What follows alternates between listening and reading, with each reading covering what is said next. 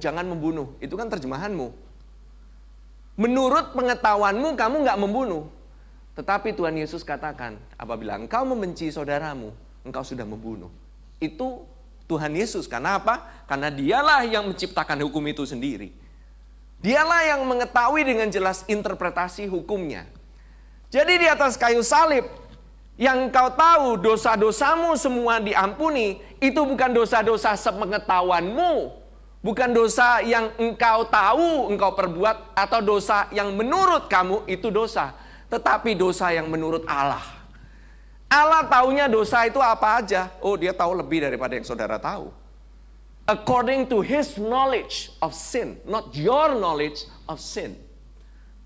Kalau menurut pengetahuanmu, dosamu pasti hitungannya lebih dikit. Ada yang dikurang-kurangin, main korting lah, udahlah, nggak usah segitu banyak lah, gitu. Saya pernah dulu nyetir ya, belajar nyetir di Amerika. Belajar nyetir di Amerika, kalau beberapa state itu tuh harus untuk ngambil apa? Ngambil SIM, driver's license di Amerika. Beberapa state gampang, beberapa state itu susah. Beberapa negara bagian ya, state itu negara bagian. Saya dulu di Texas, hampir nggak lulus. Cuman kayaknya itu orang yang ada yang nguji saya waktu uji praktek itu kayaknya rada kasihan deh. Ngelihatnya gitu, harus bener-bener gitu ya. Kayaknya saya nggak salah deh. Amun dia total ditulis. Setiap kali ditulis saya ngeliatin. Setiap kali ditulis saya ngeliatin gitu. Ini lagi, ini lulus apa enggak sih? Ini lulus apa enggak? Ternyata saya barely make it. Banyak hal di mana saya ini tidak memperhatikan rambu-rambu. Menurut saya sudah perhatikan rambu-rambu. Menurut saya sudah cukup hati-hati. Tapi ternyata menurut dia salah. Dia kan yang tahu, yang punya aturan, dia yang ngelulusin kan. Ya pasti menurut aturan dia, bukan aturanmu. Kalau di Indo kan, boro-boro gitu ngeliat kanan kiri dulu. Saya di sana loh, setiap kali ada perempatan diem, lihat kanan, lihat kiri, celinguk. 2 kali, ada yang bilang bahkan, ada yang ngasih contekan. Nanti ada orangnya gitu ya, lagi setiap kali kalau mau nguji gitu ya, banyak lihat kanan kiri, begini. Saya kebanyakan lihat kanan kiri, nggak maju-maju, kena coret salah juga. Ini beberapa yang pernah ngambil tes gitu ya. Temen saya lebih parah lagi gitu ya. Baru tes tertulisnya, ini orang double major, electrical engineering, computer science, 10 kali ngambil tes nggak lulus.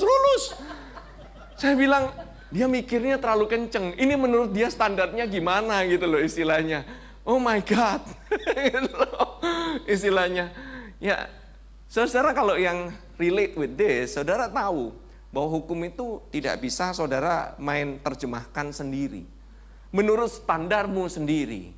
Sebab itulah hukum Taurat itu sifatnya adalah menghukum. The law will condemn you. Setiap hukum itu akan condemn. Kalau engkau melakukan menurut aturannya, engkau tidak akan dihukum. Tapi kalau engkau tidak menurut aturannya, engkau pasti dihukum. Dan hukumannya nggak tanggung-tanggung. Hukumannya hukuman maut. Dikatakan terkutuklah orang yang tergantung di atas kayu salib. Karena hukum Taurat itu mengandung kutuk bagi yang tidak melakukannya. Puji syukur Tuhan Yesus telah memenuhi, bukan meniadakan, dia memenuhi daripada hukum Taurat itu di dalam dirinya, sehingga saudara-saudara, dia sendiri sebagai orang yang telah memenuhi seluruh hukum Taurat, kepenuhan daripada kekudusan Allah, syarat-syarat daripada keadilan Tuhan sudah dipenuhi 100%. 100% dia sudah penuhi. Bahkan bukan hanya itu saja, dia overpay, dia telah melewati standarnya. Why? Because he is God. Cuman dia yang bisa. Dialah orang yang sempurna. Tidak ada satupun daripada kita yang sempurna. Dan kita bilang, ya mau gimana lah, 10 miss 1 ya nggak masalah lah. Saudara miss 1 aja dari 10 hukum Taurat, saudara sudah melanggar semuanya. Ini prinsip perpuluhan loh. 1 dari 10 saudara melanggar, saudara sama dengan melanggar semuanya daripada 10 perintah Allah. Wow. Rusak nila setitik, rusak susu sebelanga. Ngerti kan? Belajar SD kan? Peribahas, I hope ada yang ngerti ini. Jangan-jangan ada yang nggak ngerti. Apa itu nila setitik, rusak susu sebelanga? Apa itu nila? Gue taunya ikan nila bakar.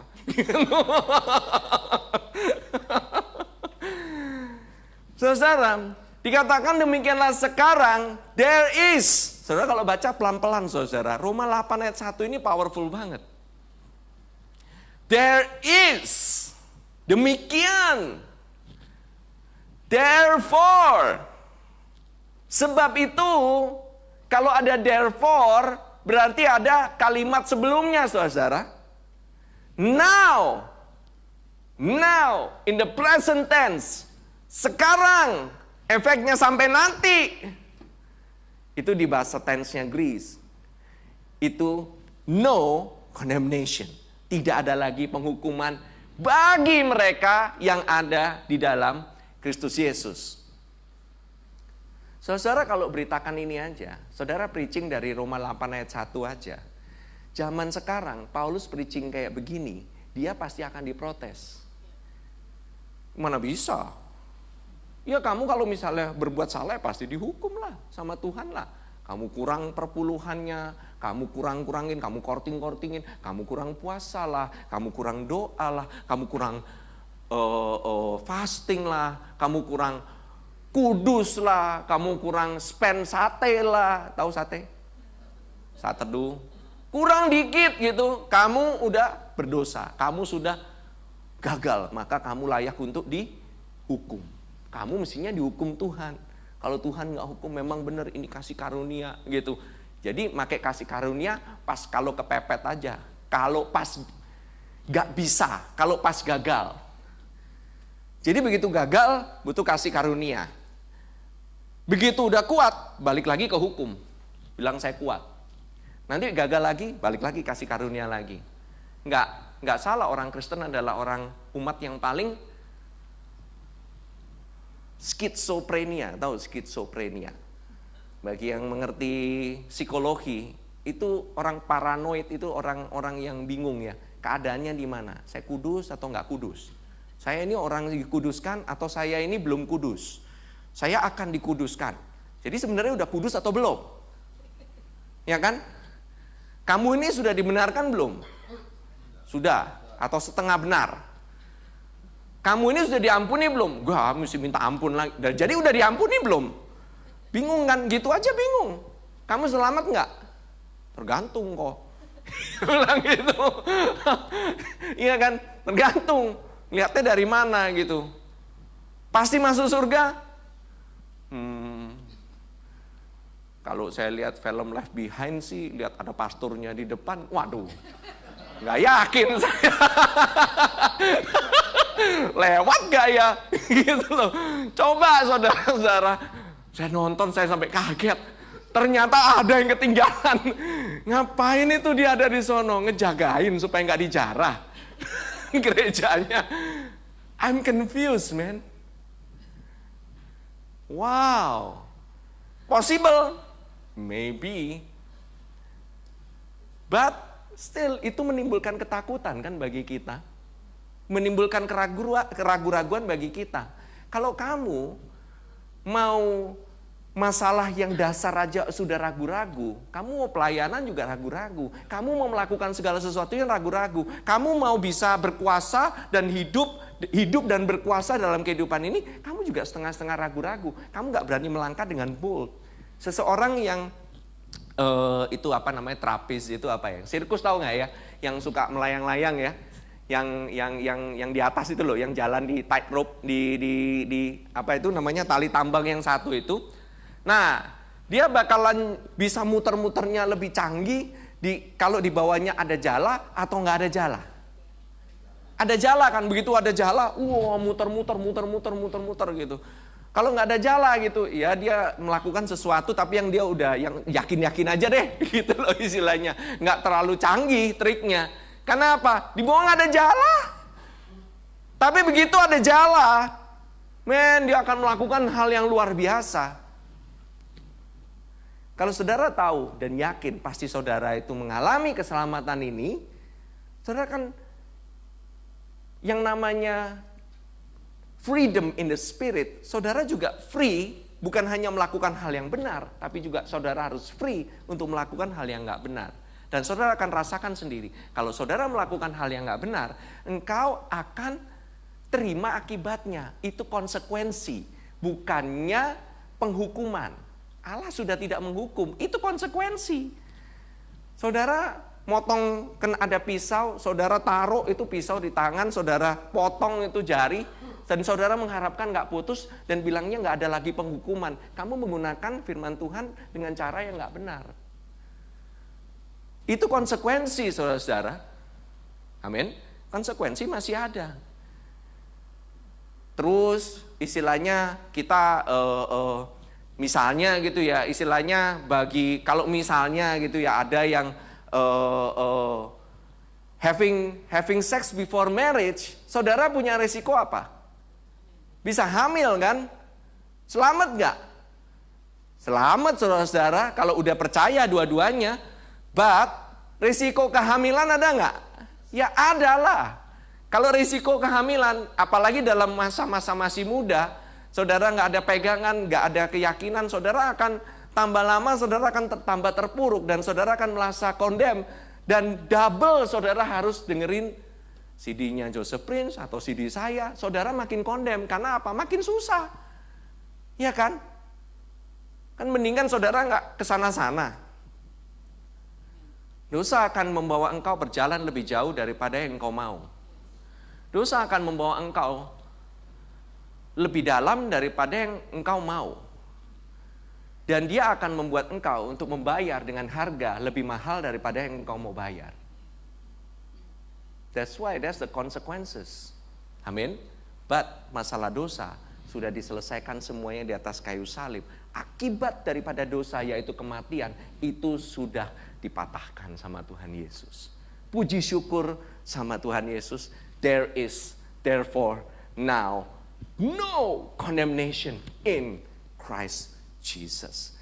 Saudara, kalau saudara baca ya di bahasa Inggrisnya, bahkan authornya atau penulisnya harus nambahin. Saudara perhatikan nggak? Bahasa Inggris sama bahasa Indonesianya beda. The New King James Version itu stop sampai bahasa Indonesia kan stop. Demikianlah sekarang tidak ada penghukuman bagi mereka yang ada di dalam Kristus Yesus. Titik, ya kan? Bahasa Inggrisnya apa? There is therefore now no condemnation to those who are in Christ Jesus, who do not walk according to the flesh but according to the Spirit. Itu siapa yang nambah-nambahin? Berarti ini ada kemungkinan bahwa di zamannya Paulus itu pun sendiri, Paulus pun diprotes. Mana bisa kok Paul? Ya kan namanya kan dulu si kok Paul gitu. Kok Paul? Khotbahnya kayak gini mah nggak balance. Mesti dikasih tahu dong, ini untuk orang yang benar-benar berjalan dalam roh lu. Kalau nggak berjalan dalam roh, habis dia bisa dihukum juga. Harus ditambahin, who do not walk according to the flesh, but according to the Spirit. Tapi apa yang dimaksud dengan according to the Spirit dan according to the flesh? Apa sih berjalan menurut daging, berjalan menurut roh? Itu apa? Semuanya pada bingung. Saya akan touch here and there, sebenarnya saya akan pernah ngomongin mengenai hal ini. Tetapi kalau saudara tahu, ini konteksnya ini harus saudara lihat di sebelumnya, saudara. Oke? Di ayat sebelumnya itu saudara kalau lihat sendiri, di Roma 7, di sini nggak ada. Saya akan bacakan aja gitu ya, karena minggu lalu saya udah bacakan. Dikatakan Roma 7 24-25, aku manusia celaka, siapakah yang akan melepaskan aku dari tubuh maut ini? Karena apa? Karena dia berkata, saya ini mau melakukan hal yang baik, tapi tubuh ini nggak mau melakukan hal itu. Saya ini suka akan hukum Taurat, pikiran saya mau untuk lakukan hukum Taurat, tapi kenapa jalannya itu malah ke sono? Gampang. Saya bilang ya, di meja ini ada babi panggang, ada martabak manis, isi kacang dan ovomaltine, dan kemudian ada martabak keju di sebelahnya. Oke. bersama daging-daging jeroan dan daging-daging yang berlemak. Kemudian saudara dibilang, saudara, oh saya nggak boleh makan. Karena apa? Oh saya punya kolesterol, oh saya punya gula gitu. Saya nggak boleh makan nih, nggak boleh makan ya, nggak boleh makan ya gitu ya. Oke. Terus kemudian ada yang pingin diet gitu. Saya ini nanti, waduh kalau makan ini nanti gemuk, nanti gemuk, nanti gemuk. Habis dibilangin makin gitu ya. Pikirannya nggak mau, tapi tangannya kan begini. Kepingin kan? Udahlah satu aja. Hari satu jadi dua. Udah. Udah. Jangan deh, jangan. Amin ibu-ibu. Kok ibu-ibu? Karena bapaknya nggak mikir, langsung makan aja. Banyak kan gitu kan. Bapak-bapak, ya besok diet lagi. Kalau kayak gitu toleransi tinggi itu. Benar gak sih? Saya berbicara menurut pengalaman pribadi. Semakin saya nahan, semakin saya ini, semakin kepingin. Ya kan? Ya kan dikasih Taurat kan? Gak bisa. Maunya apa? Makanya dikatakan siapakah? Bukan apa loh. Siapa yang dapat menyelamatkan? Saudara bacanya makanya pelan-pelan. Dikatakan syukur kepada Allah. Tanda seru oleh Yesus Kristus Tuhan kita. Titik. Untung ada Tuhan Yesus Kristus. Wow. Nah saudara, ini kalau saudara lihat ya, saya akan bacakan terus aja ya. Saya udah minggu lalu ngomong bahwa ini ada dua hukum yang bertentangan. Yang satu hukum yang dinamakan hukum dosa dan hukum maut. Saudara, dulu itu saudara di bawah hukum dosa dan maut sebelum saudara menerima keselamatan. Artinya di bawah hukum itu saudara tidak bisa keluar sama sekali. Saya udah ceritakan yang lalu mengenai penjara. Untuk melawan hukum dosa dan hukum maut bukan dengan kekuatan kita. Kamu mau lawan kayak gimana pun, siapa yang bisa ngelawan namanya hukum gravitasi. Saudara lempar sesuatu, saudara bisa terus ngambang terus, saudara berusaha supaya itu dengan kekuatanmu. Kamu pelototin itu bola, yang namanya bola naik ke atas pasti turun ke bawah. Saya percaya bolanya akan naik ke atas. Saya percaya bolanya akan naik ke atas. Mau saudara mau percaya kayak gimana pun, mau saudara tengking itu bola nggak akan namanya naik ke atas terus. Dia akan turun ke bawah. Why? Nggak ada satu orang pun bisa melawan hukum gravitasi. Yang bisa melawan apa? Namanya ada hukum termodinamika. Ya kan? Hukum termodinamika. Itu yang bisa melawan hukum gravitasi. Jadi hukum harus dilawan dengan hukum yang lain. Saya mau something yang simple aja. Sesuatu yang ringan lah. Saudara nggak usah. Saya sering ngomong mengenai hal ini. Ini kan sesuatu hal yang ringan bukan? Ya kan? Oke? Ringan sekali bukan?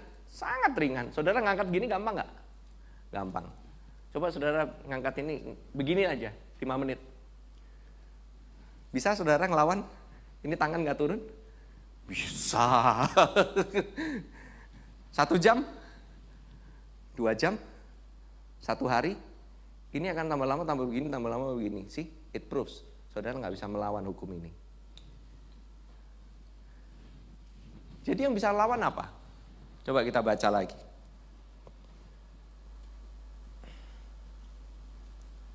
Dikatakan, Roh yang memberi hidup telah memerdekakan kamu dalam Kristus dari hukum dosa dan hukum maut. Ya kan? By the way, tulisannya jadi begini, bro. Oke, it's okay. Coba bahasa Inggrisnya. Nah, ini dia. For the law of the Spirit of life in Christ Jesus. Apa? The law of the Spirit of life in Christ Jesus.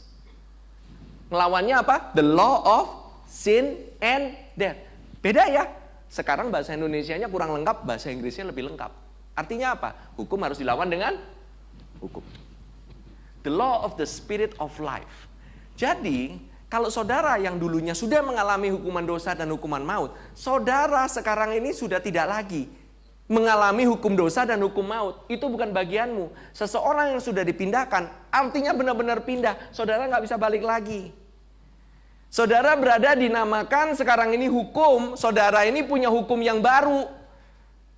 Saudara berada di bawah hukum yang baru. Dia bilang, saya tidak berada di bawah hukum lagi.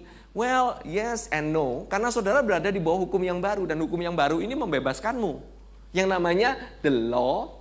Hukum daripada roh kehidupan yang ada di dalam Kristus Yesus. Itulah, atau roh yang memberi hidup telah memerdekakan kamu dalam Kristus. Itu loh. The law of the spirit of life in Christ Jesus. Karena life itu cuma ada di dalam Kristus Yesus. Dia yang bisa membebaskan kamu dari segala macam, mengcounter segala macam yang namanya akibat dosa dan akibat maut itu. Is the law of the spirit of life in Christ Jesus. Kenapa ini bisa ada terjadi? Karena ada ayat di sebelumnya. Nggak ada lagi penghukuman. Karena tidak ada penghukuman itu di dalam Kristus Yesus, menyebabkan kamu bisa dapat sekarang ini di bawah hukum yang baru. Karena Kristus begitu mencintaimu. Dia itu sangat sayang kepadamu, sehingga dia taruh dari hukum yang lama kepada hukum yang baru. Oleh karena dirinya sendiri. Kalau saudara lihat dari no condemnation, diakhiri ayatnya dengan no separation. Dari tidak ada penghukuman menjadi tidak ada yang memisahkan kita dari kasih Kristus. Betul? Di tengah-tengahnya apa? Di tengah-tengahnya adalah the power of the Holy Spirit semua. Karya daripada Roh Kudus, bagaimana dia bisa membebaskan saudara, bagaimana saudara bisa take advantage dari semuanya yang ada di dalam sana, saudara. Kalau saudara baca di Roma 8 ini, wow, this is so, wow banget nih pokoknya, luar biasa sekali. Ini saudara ya, coba ya, saya teruskan aja. I mean, this is getting better and better. Dikatakan sebab apa yang tidak mungkin dilakukan hukum Taurat karena tak berdaya oleh daging telah dilakukan oleh Allah. Titik. Ini saudara baca pelan-pelan ya. Sebab apa yang tidak mungkin dilakukan hukum Taurat karena tak berdaya oleh daging telah dilakukan oleh Allah. Jadi kamu gak berdaya untuk melakukan hukum Taurat karena kekuatanmu sendiri. Siapa yang melakukan? Allah. Memang gak ada yang bisa, cuman Allah yang bisa. Amin. Dengan apa? Nah, jangan saudara bilang, oh dengan kekuatan roh yang ada di dalamku, aku dapat melakukan hukum Taurat. No. Dengan apa? Dengan jalan mengutus anaknya sendiri dalam daging. Ingat Tuhan Yesus turun sebagai manusia. Dia itu real, dia itu punya keinginan. Dia juga punya yang namanya daging. Daging itu adalah dia punya kemauan. Dia punya keinginan. Keinginan kita itu kepingin melakukan, tapi kamu gak punya kekuatan untuk melakukan hukum itu. Cuman Yesus yang punya keinginan dan dia bisa dan dia punya kemampuannya. Dia bukan hanya mau, tapi dia juga mampu. Kamu mau, belum tentu kamu mampu. Dikatakan, dengan jalan mengutus anaknya sendiri dalam daging, yang serupa dengan daging yang dikuasai dosa. Karena dosa, ia telah menjatuhkan hukuman atas dosa di dalam daging. Ingat ya, Tuhan Yesus itu tidak menjadi dosa, dia itu menjadi dosa bukan karena dia berbuat dosa. Dia itu menjadi dosa karena semua dosa manusia ditimpakan kepadanya. Dia adalah korban sembelian, dia adalah korban penghapus dosa. Amin. Dia itu ditimpakan semuanya supaya kebenaran dan kekudusannya bisa pindah kepada kita. Prinsip inilah yang dinamakan divine exchange. Pertukaran ilahi. I'm talking something yang sangat basic mungkin kelihatannya. Mungkin saudara sudah mendengar khotbah ini berulang-ulang. Tetapi saya ingin mengingatkan saudara. Detik engkau merasa condemn. Detik engkau merasa terhukum. Detik engkau merasa bahwa masalahmu banyak. Detik engkau merasa bahwa mungkin terlalu banyak problem yang menghantui kehidupanmu. Detik di mana engkau merasa khawatir. Kamu tahu khawatir itu dosa? Ketahuilah bahwa khawatir aja sudah dosa. Engkau sudah Engkau bilang engkau mau minta ampun sama Tuhan, tapi yang namanya khawatir biasanya jarang orang minta ampun. Tuhan aku ampun karena aku khawatir, jarang. No, we are not khawatir, kita cuma concern kan. Sama saja. Bahasanya saja kan diperhalus gitu loh istilahnya. You're concerned. Sama aja, motivasi hati siapa yang tahu? Seberapa khawatirnya kamu? Seberapa sampai kamu bisa khawatir? Do you know di dalam kasih itu tidak ada ketakutan. Jadi yang melenyapkan ketakutan apa? Kasih. Kasihnya siapa? Apakah kasih kita kepada Tuhan? Dulu saya mengira demikian. Ternyata bukan. Ternyata kasih Tuhan kepada kita. Artinya adalah apabila kamu mengalami atau kamu mengerti dan kamu realize dan kamu menyadari bahwa Tuhan begitu sayang kepada kamu, Tuhan begitu berpihak kepada kamu, kamu itu sebenarnya manifestasinya nggak usah takut. Kalau kamu takut, berarti kamu nggak percaya bahwa Tuhan sungguh mengasihi kamu. Something simple, something yang kadang-kadang kita lupa bahwa Tuhan itu sayang sama kita. Benar. Tapi kok masih kejadian kayak begini? Tapi kok masih kejadian kayak begitu? Yakin Tuhan sayang sama kamu? Saya masih takut. Yakin, saya nggak usah ngomong takutnya dulu deh. Kamu yakin nggak Tuhan sayang sama kamu? Yakin Tuhan, yakin pastor, yakin, benar gitu. Lihat waktu kita manifestasi ada takut, you know somewhere kita masih merasa bahwa kita ini ada rasa bersalah, ada rasa terhukum. Orang merasa terhukum kan karena dia merasa sesuatu menakutkan dirinya kan. Dia takut itu karena dia merasa terhukum. Bahwa dia itu merasa nggak yakin bahwa dia itu pas the test. Bahwa dia itu pas standarnya Tuhan. Ini loh saudara. Dikatakan jadi hukuman itu dijatuhkan kepada dosa di dalam daging. Bukannya hukuman itu dijatuhkan kepada daging. Enggak. Hukum jatuhnya kepada dosa di dalam daging. Puji syukur Tuhan Yesus itu bukannya daging yang punya dosa. Dia itu menyerupai. Sama seperti ular tembaga. Waktu ditinggikan, waktu Musa itu meninggikan ular tembaga di padang gurun. Itu Tuhan Yesus itu juga ditinggikan. Tuhan Yesus bukannya ular tembaga, bukan. Ini bukannya ular beneran, ular dari tembaga, menyerupai ular. Tembaga adalah lambang daripada judgment. Betul? Ya kan? Nah, saudara, kita teruskan lagi sedikit ya. Supaya apa? Supaya tuntutan hukum Taurat digenapi di dalam kita yang tidak hidup menurut daging, tetapi menurut roh. Ini orang Kristen juga banyak nih yang nyeleneh nih. Ya kan, kalau misalnya kamu nggak hidup menurut roh, berarti kamu hidup menurut daging. Kalau kamu hidup dalam daging, maka kamu nggak bisa memenuhi hukum Taurat tuh kan. Kamu pasti hidupnya dalam daging nih. Dikatain demikian. Well, kita ini bukannya suatu yang harus kita lakukan. Alkitab bukannya buku panduan kekudusan, bukan. Alkitab itu bukan buku self-help atau manual supaya kamu itu bisa menjadi lebih kudus. Enggak, kamu sudah kudus. Sebab itu bertindaklah demikian. Sesuai dengan kekudusan yang sudah kamu terima. Kamu itu orang kudus, perbuatannya sebab itu menjadi kudus. Kalau kamu dulu orang berdosa, perbuatanmu pasti berbuat dosa. Amin. Jangan dibalik. Kamu berbuat dosa, makanya kamu dipanggil orang berdosa. No. Kamu itu sudah dulu itu orang berdosa. Makanya perbuatanmu, segala macam act-mu itu semuanya itu out of your identity. Identitasmu itu dulu itu adalah di dalam Adam, itu orang berdosa. Kamu gak bisa keluar. Hukum dosa dan hukum maut gak bisa kamu lawan. Amin. Now, saya skip aja sampai yang terakhir. Roma 8 ayat 26 sampai 39. Saudara, kalau udah kayak demikian, kita ini perlu pertolongan.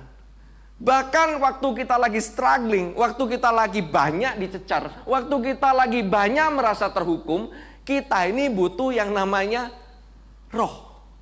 Ya kan? Karena hukum roh ini yang bisa melawan rasa terhukum itu. Nah, kalau saudara hukumnya aja pakai hukum roh, maka perbuatannya itu harus sesuai dengan perbuatan yang bersangkutan dengan hukum roh. Salah satunya waktu kamu doa. Ya kan? Doamu kalau menurut daging dan doa menurut roh itu kan beda. Daging kan menurut kemauan kita, kekuatan kita. Doanya suka-suka kita. Bener kan? Saya pikir saya perlu ini, doa ini. Ini pasti yang Tuhan pasti mau saya doa ini. Istri saya dulu pendoa syafaat. Dulu. Sekarang dia berdoa senantiasa. Bagi yang pernah pelayanan doa syafaat, jangan tersinggung. Hari ini saya ngomong sedikit. Bahwa yang berdoa syafaat itu sebenarnya bukan lagi kamu. Yang berdoa syafaat itu adalah Kristus yang di dalam kamu. Dalam bentuk roh. You have a Holy Spirit. Kamu mau berdoa syafaat. Doa syafaat kata-kata bisa dipelajari. Kata-kata biasanya dulu biasa-biasa. Tambah masuk pelayanan doa syafaat, yang beda itu adalah pembentukan kata-katanya. Makin puitis, makin bombastis, makin menggelegar, makin cetar membahana. Betul? Sikapnya juga makin wow, gitu loh istilahnya. Yes, nanti saya akan bilang, ini akan berkaitan dengan pelayanan yang menuju kepada kematian dan pelayanan yang pada menuju kepada kehidupan ini. Saudara pelayan perjanjian baru atau pelayan perjanjian lama? Ini saudara, coba baca ya, coba terusin aja. Demikian juga roh membantu kita dalam kelemahan kita. Siapa yang lemah? Gak mau ngaku duluan kan biasanya. Saya gak bisa kok ini. Masalah kayak gini mah bisa, gampang, cemen masalahnya. Gak ada apa-apanya.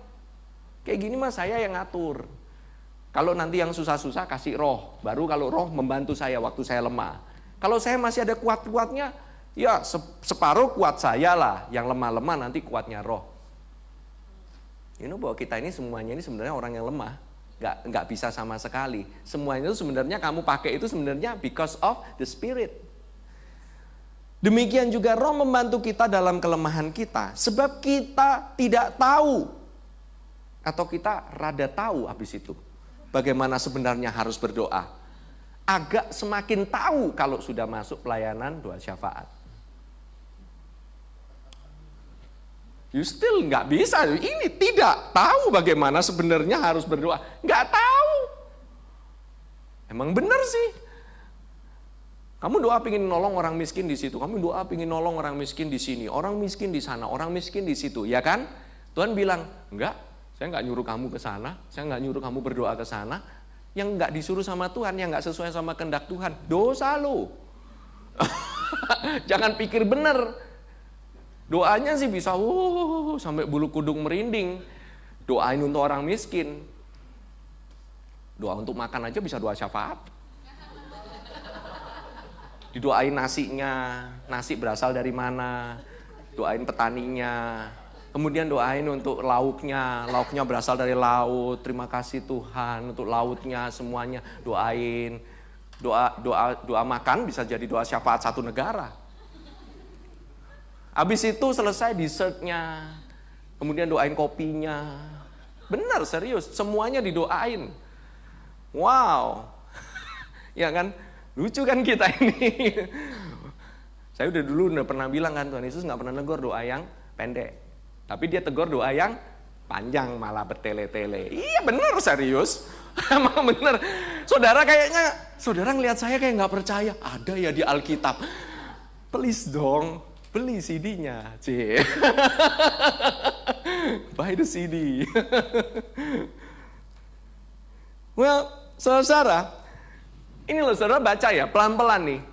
Kita sebenarnya tidak tahu bagaimana sebenarnya harus berdoa, tetapi Roh sendiri berdoa untuk kita kepada Allah dengan keluhan-keluhan yang tidak terucapkan.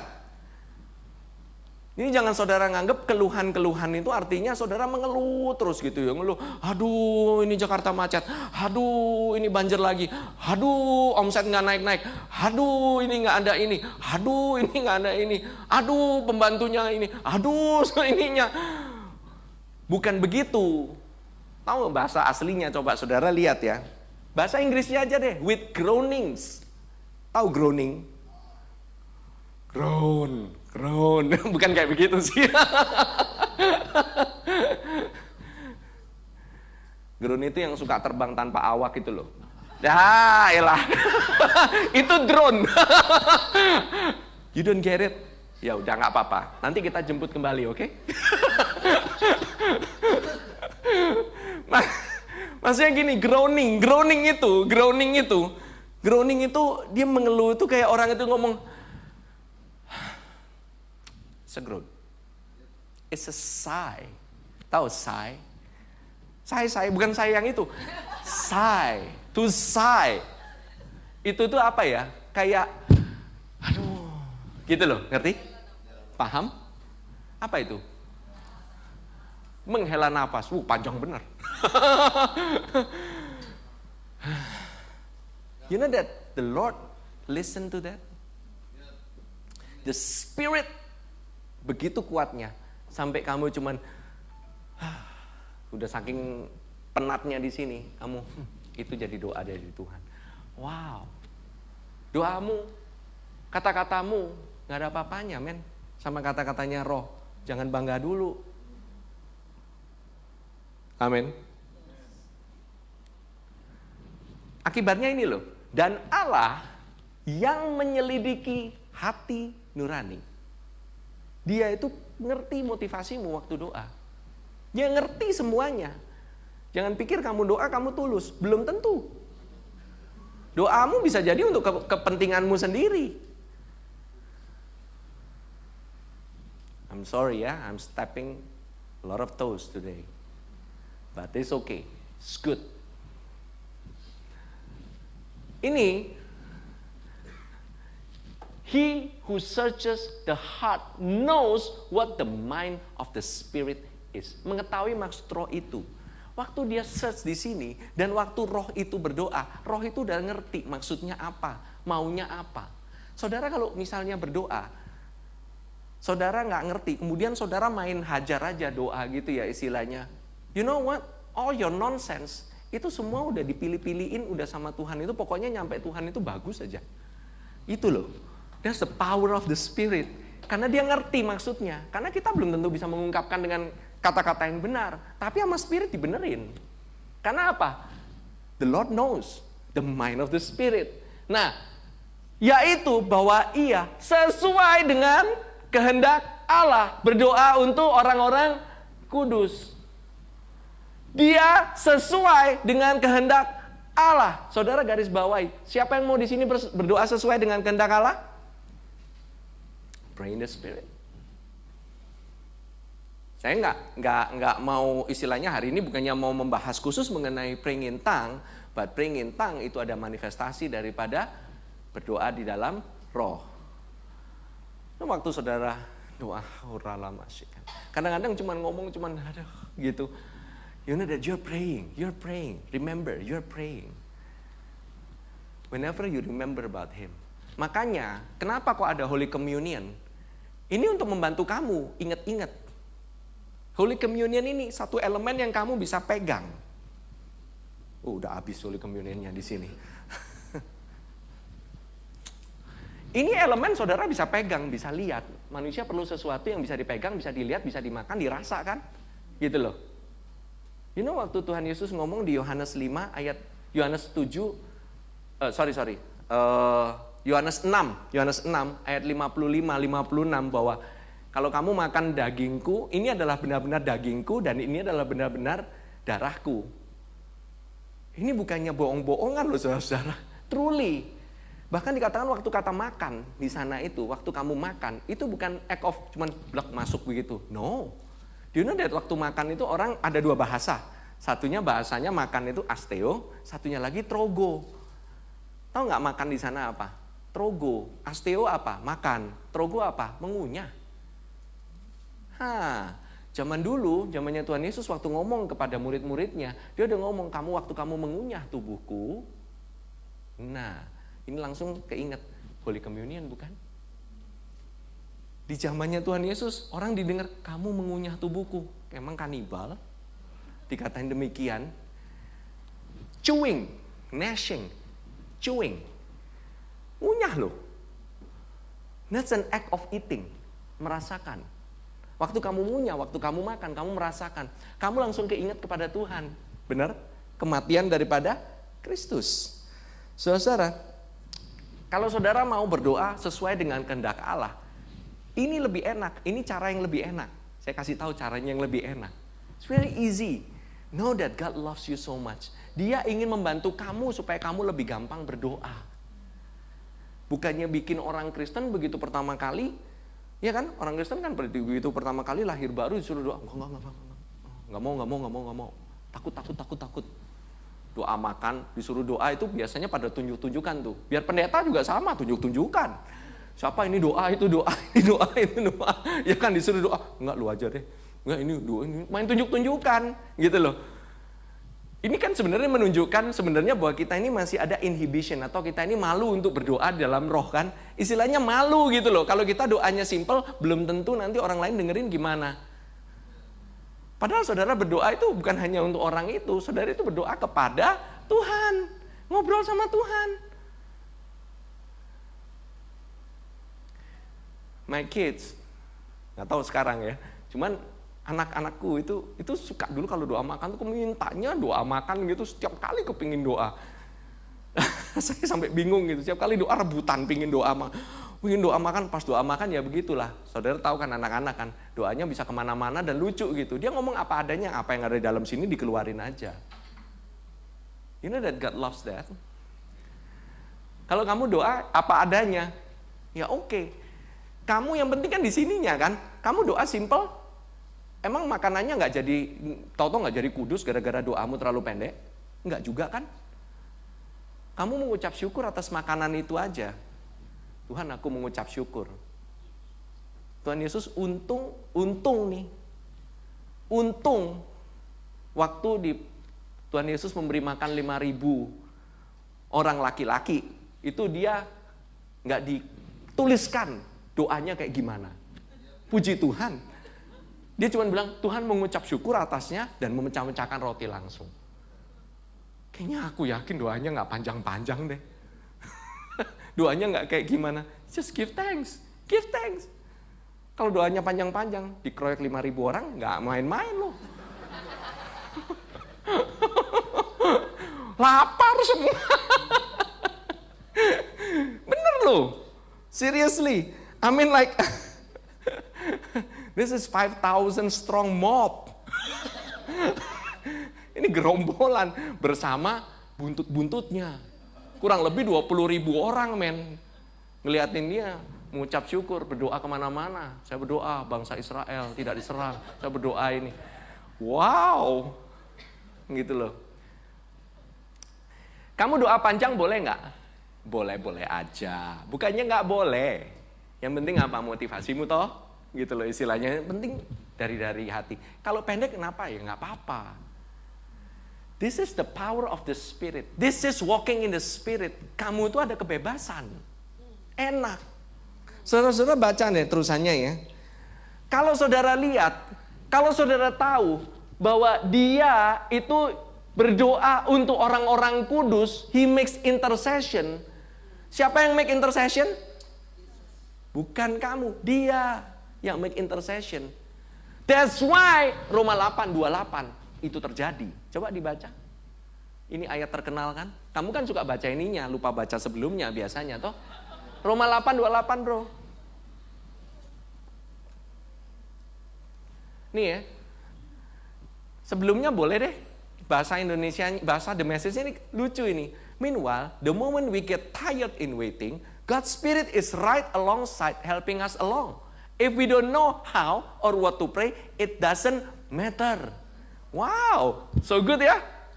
He does our praying in us and for us, making prayer out of our wordless sigh.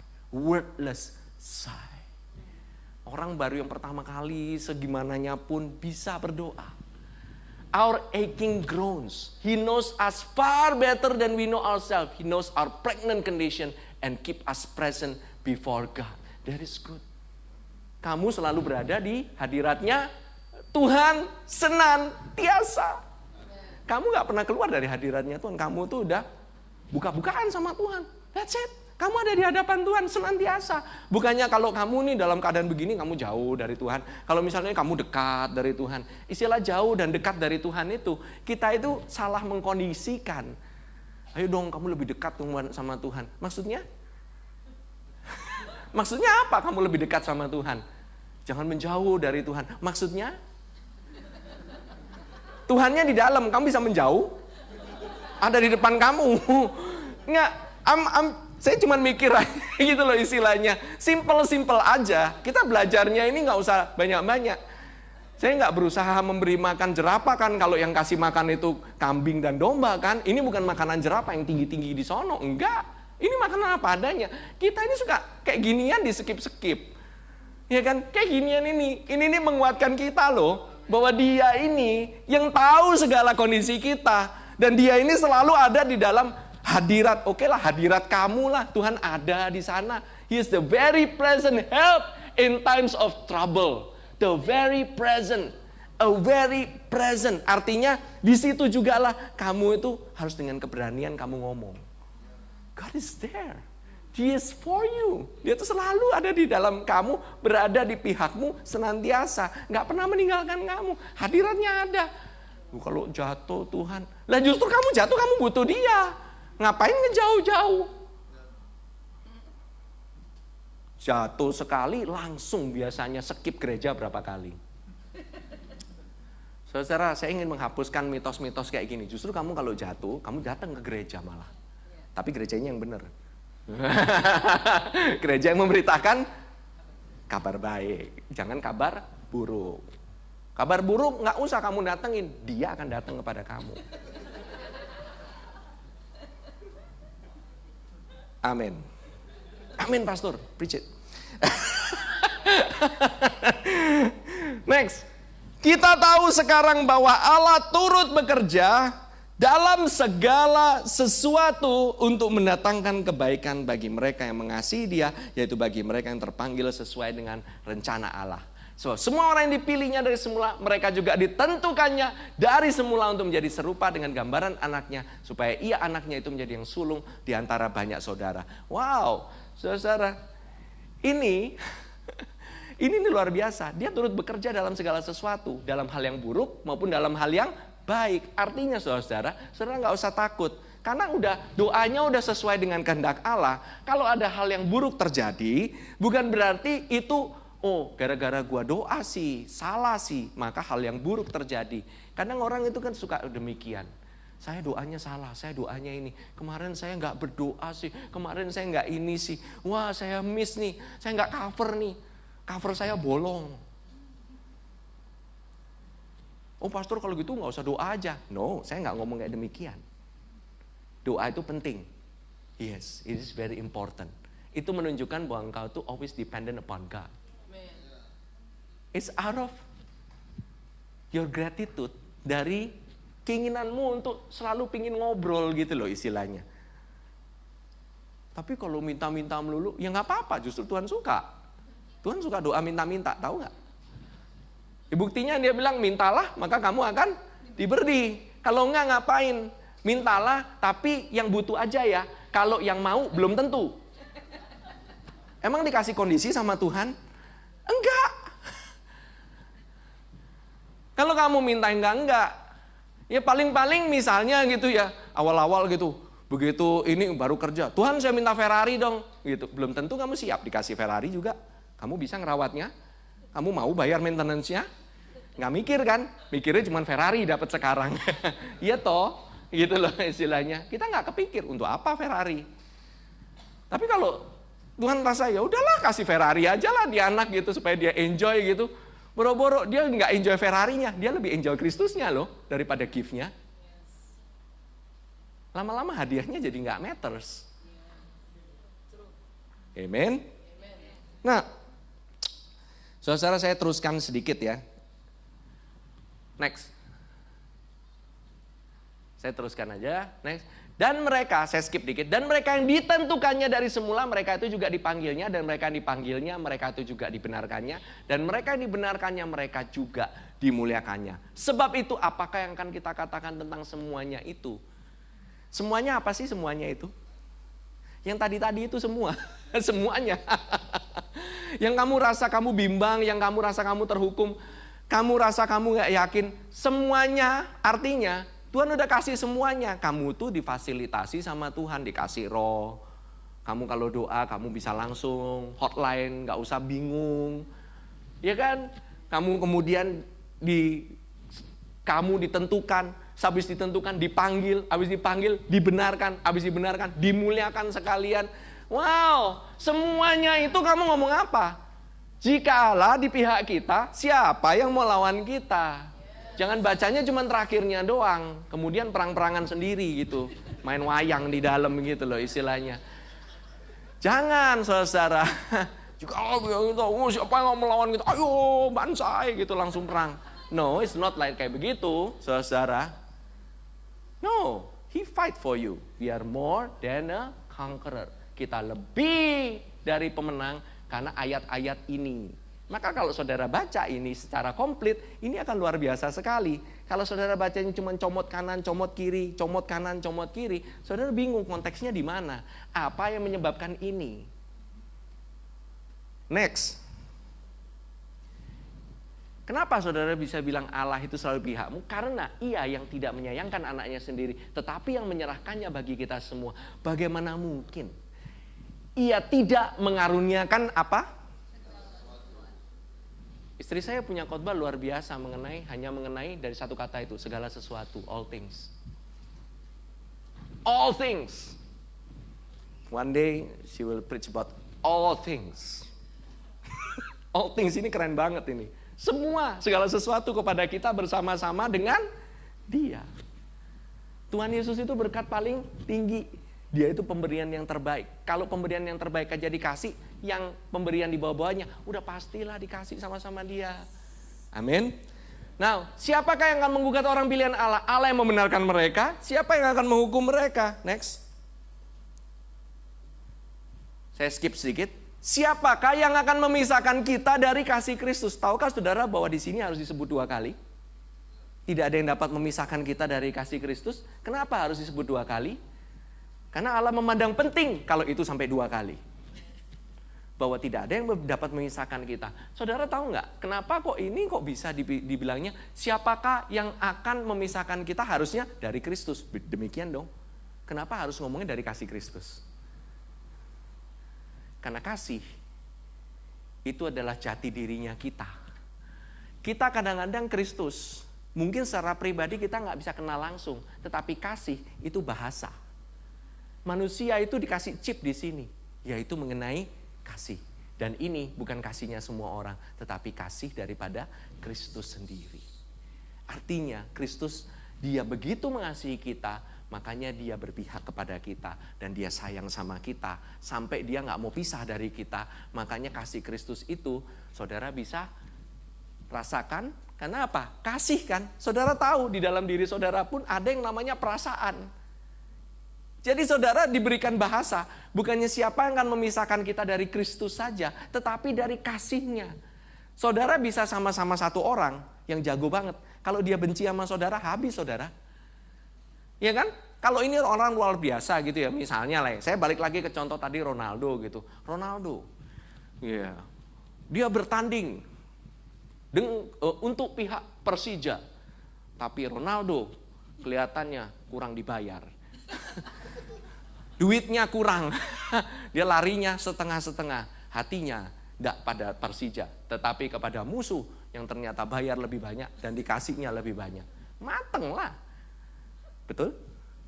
Tapi kalau kasihnya dari Ronaldo tidak bisa terpisah dengan Persija, dia mau main dimanapun, dia pasti berpihak kepada Persija. Oh, ngerti? That's why bukan present-nya, Bukan hanya presentnya yang penting, tapi kasihnya yang penting. Kasih Kristus itu sendiri. Saudara nggak bisa terpisah, saudara, dari kasih Kristus itu sendiri. Wow, this is a double ironclad security. Allah tidak bisa mengeluarkan saudara, bahkan dia nggak mau mengeluarkan saudara. Tuhan Yesus, nobody can snatch them from my hand. Nggak ada yang mengeluarkan aku dari tangannya. Kemudian Allah sendiri, dia itu menutup engkau, jadi engkau nggak mungkin keluar daripada tangannya. Tapi kasih Kristus juga nggak bisa terpisah daripadamu. Wow, triple guarantee. Siapa yang mau? Ini benefit luar biasa loh, triple guarantee. Saudara nggak bisa kalah ini, saudara. Next. Tetapi dalam semuanya itu kita lebih daripada orang-orang yang menang oleh Dia yang telah mengasihi kita. Saudara jangan ngomong separuh-separuh. Saudara jangan, tapi dalam semuanya kita lebih daripada pemenang, titik. Enggak. Oleh Dia yang telah mengasihi kita. Mengapa engkau bisa lebih dari pemenang? Karena Dia sangat mengasihi saudara.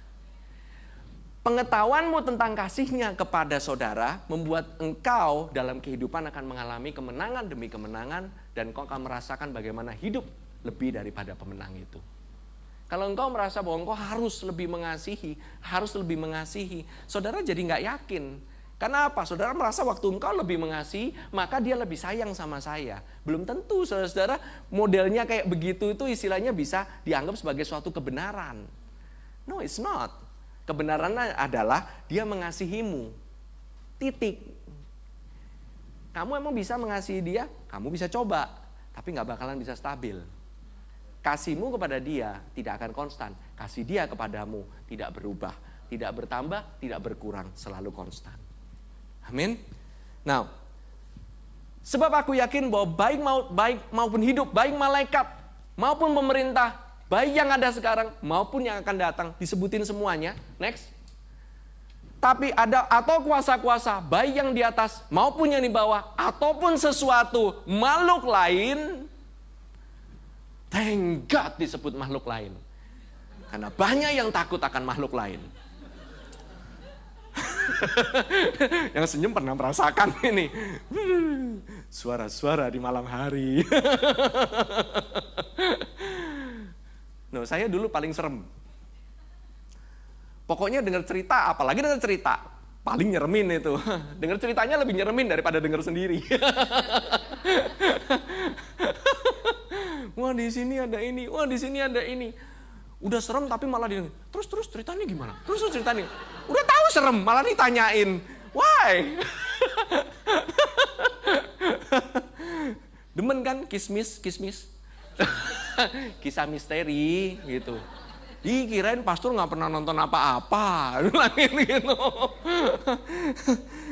Tahu nggak sih? Tidak akan dapat memisahkan kita dari kasih Allah yang ada di dalam Kristus Yesus Tuhan kita. Di dalam saudara itu ada kasih Allah. Kalau Allah ada di pihakmu, setan mana kayak setan kecil, setan gede, setan tuyul, setan gundul, setan nggak gundul, setan gondrong segala macam, semuanya makhluk lain. Untung disebut makhluk lain. Saudara ingat ya, nggak ada yang dapat memisahkan. Haleluya. Malaikat pun nggak bisa loh. This is powerful banget ini. Ternyata sudah terbukti saya tidak bisa menyelesaikan note saya. Ini baru bagian pertamanya. Maybe next time I'll continue ya, saudara. Tetapi saya ingin saudara mengerti bahwa saudara itu mengalami didewasakan itu bukannya dari orang yang jelek kepada kemuliaan. Enggak. Dari yang jelek kepada yang mulia. Tetapi dari kemuliaan kepada kemuliaan. Artinya you are already holy. Engkau sudah kudus. Engkau sudah dimuliakan bersama-sama dengan Kristus. Posisimu itu di mana? Di atas bersama-sama dengan Kristus, di sebelah kanan Allah. That's why He died for you and He lives for you and with you. Amin. Jadi saudara nggak usah takut, nggak usah ragu-ragu saudara. Kalau mengalami dalam pencobaan hidup ini, Dalam kesusahan hidup ini, memang benar, kita pasti ada yang namanya kita momen-momennya kita nggak percaya. Mungkin kamu nggak percaya sama Allah, tapi Allah lebih percaya sama Kristus yang ada di dalammu, yang sanggup melakukan lebih daripada apa yang dapat engkau pikirkan maupun doakan. Amin. Saya minta worship team untuk bisa maju. Nih, dan kita ini saya coba bacain aja deh. 2 Korintus 3 ayat 1 sampai 18. Dikatakan, adakah kami mulai lagi memujikan diri kami? Ini Paulus ngomong ya. Atau perlukah kami seperti orang lain menunjukkan surat pujian kepada kamu atau dari kamu? Karena apa tau nggak? A letter of combination. Referensi. Paulus dituduh sama orang-orang. Kamu preaching good news, kamu preaching grace, kamu khotbah grace, kamu ini butuh surat toh. Surat referensi itu dari orang. Kamu kalau nggak bisa kemana-mana. Butuh surat pujian dari orang lain atau surat memuji lah paling nggak kepada mereka. Ya kan? Kenapa tahu nggak? Karena zaman dulu pun orang yang preaching untuk dapat duit itu sudah banyak. Ini ternyata 2 Korintus 2 kalau saudara lihat ayat yang ke-17 yang terakhir. Dikatakan ini ada konteksnya. Sebab kami tidak sama dengan banyak orang lain yang mencari keuntungan dari firman Allah. Sebaliknya dalam Kristus kami berbicara sebagaimana mestinya dengan maksud-maksud murni atas perintah Allah dan di hadapannya. Enaknya preaching grace yang saya percayai dan saya sudah lakukan selama ini. Kamu preaching apa adanya dari Alkitab. Gak peduli orang mau terima atau gak terima. Paling-paling juga gak diundang, emang so what? Banyak saya ngeliatin orang gitu ya. Mungkin yang di depan penatuannya udah nyiapin PK, dia udah jadi bingung gitu mau ngasih apa enggak gitu. Mungkin, saya nggak tahu. Ya kan? Pernah seriously gitu. Dia ngasihnya dengan muka yang penuh dengan kerut-kerut gitu loh. Istilahnya ngasih pada saya. Ini CD-nya, ini transkrip, ini PK-nya gitu. Ya udah selesai dianterin pulang udah bye-bye. It's okay, ditolak karena Injil. There is our prize, there is our reward. At least mereka sudah mendengarkan kabar baik. Paling enggak jemaatnya sudah mendengarkan kabar baik. Firman sudah ditabur. Perkara nanti mau tumbuh apa enggak bukan urusan kamu. Bukan kamu yang memampukan. Roh yang ada di dalam mereka masing-masing memberikan kehidupan. Kalau mereka respon, suatu saat mereka akan respon. Hey, guys, gak ada yang pernah sia-sia to preach the good news. So good and so true. Saya selama kurang lebih hampir almost 10 years preaching about this good news. Saya gak tambah kendor gitu, pingin gak preaching deh, mendingan balik lagi ke law. Enggak. Saya justru semakin semangat. Why? Karena ayat berikutnya, kamu adalah surat pujian kami yang tertulis dalam hati kami dan yang dikenal dan yang dapat dibaca oleh semua orang. Kehidupan kalian yang sudah diubahkan because of this preaching of grace, of this good news, itu adalah letter rekomendasi saya. Nggak usah saya pakai dikenal orang segala macam. Kehidupanmu berubah cukup bagi saya. That is my reward, my own reward. Saya mau melihat kehidupan jemaat di GBC maupun orang-orang para tamu-tamu yang datang ke tempat ini. Kalau saudara mungkin hanya sekali-sekali ke tempat ini, keinginan hati saya adalah saudara mengalami kehidupan yang berubah because of this good news. Karena Tuhan Yesus mengubahkan kehidupanmu. Amin. God is so good to us. Dan saudara-saudara yang mungkin baru pertama kali datang ke tempat ini, saya mau kasih tahu bahwa Tuhan ada di pihakmu. Dia mengasihimu tanpa syarat. Dia tidak pernah memberikan syarat apa-apa. Engkau tidak lagi dihukum. Amin.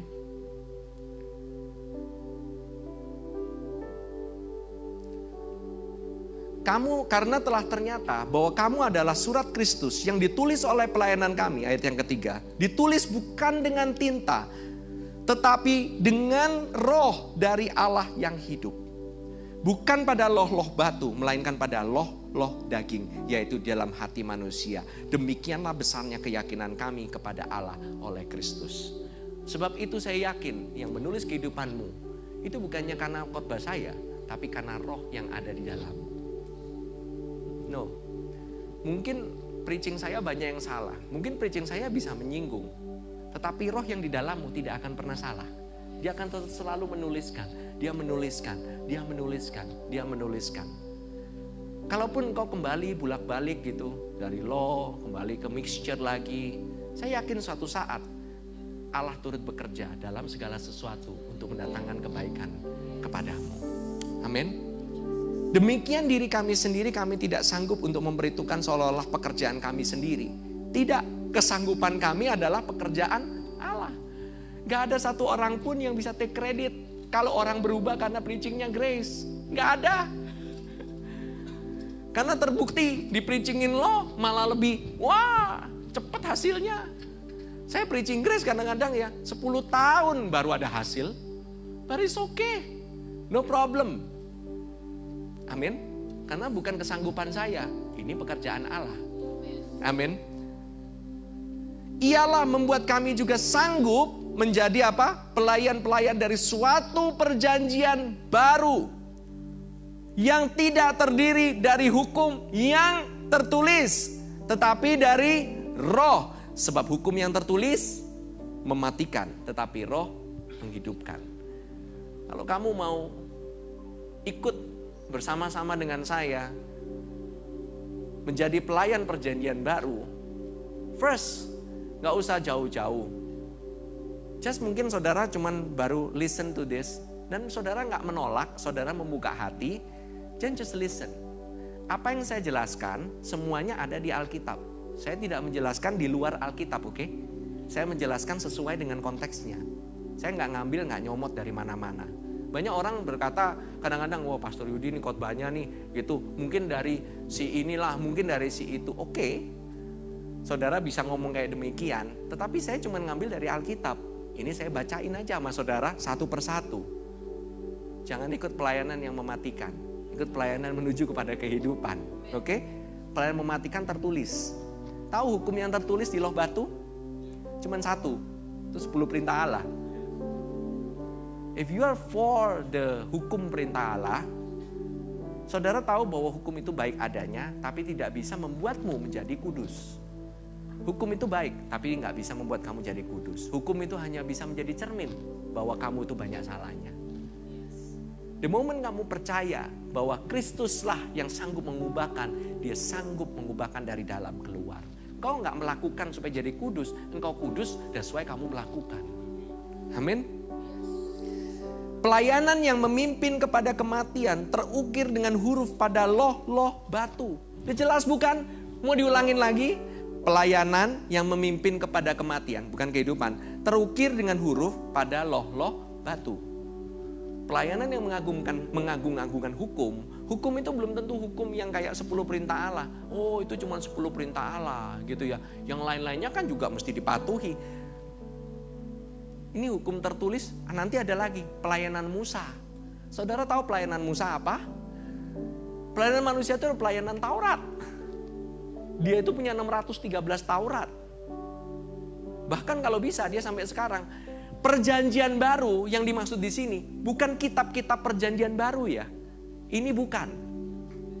Ini adalah pelayanan yang mengacu kepada Tuhan Yesus. Semua yang menyingkapkan Tuhan Yesus dan pekerjaannya yang sudah selesai di atas kayu salib, itulah pelayanan perjanjian baru.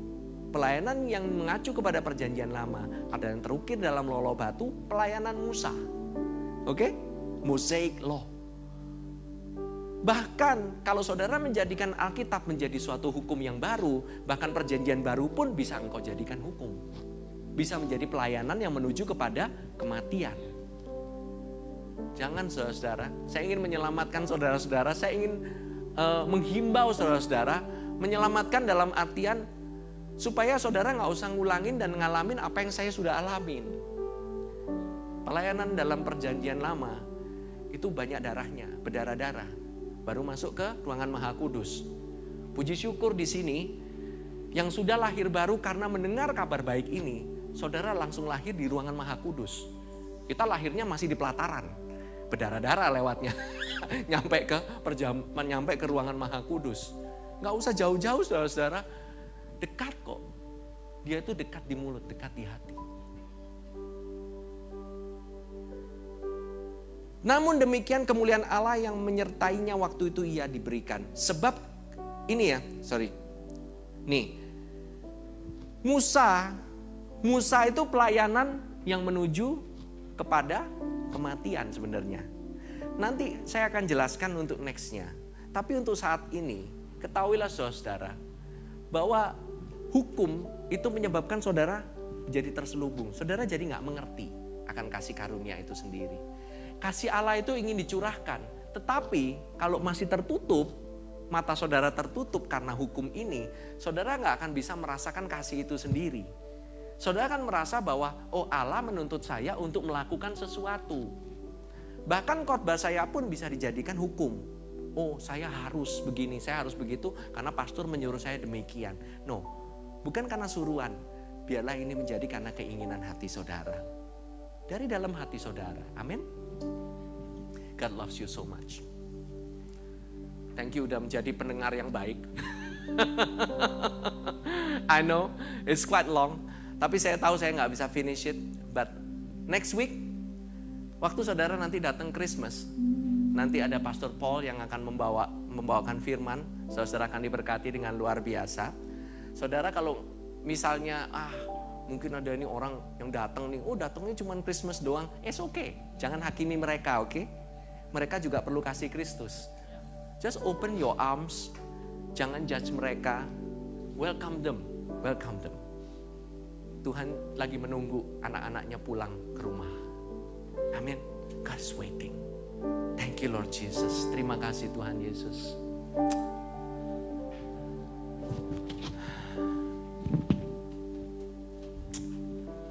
Thank you Lord Jesus.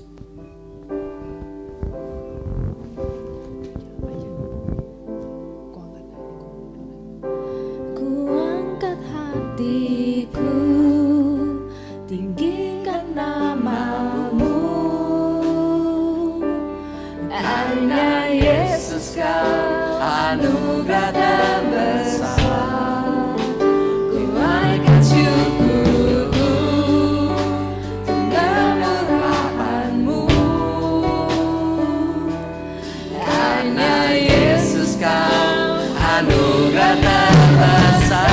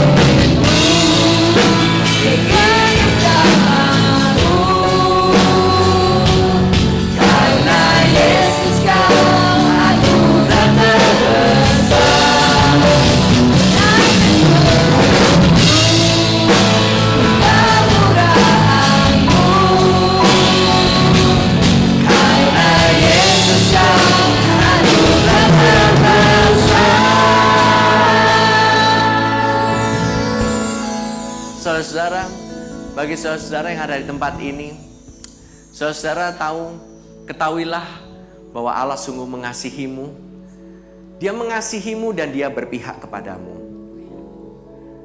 Pada saat saudara merenungkan kembali kasih-Nya kepadamu, Dia akan menguatkan engkau, dan Dia yang sudah membenarkan engkau, Dia akan menguatkan engkau dengan firman-Nya.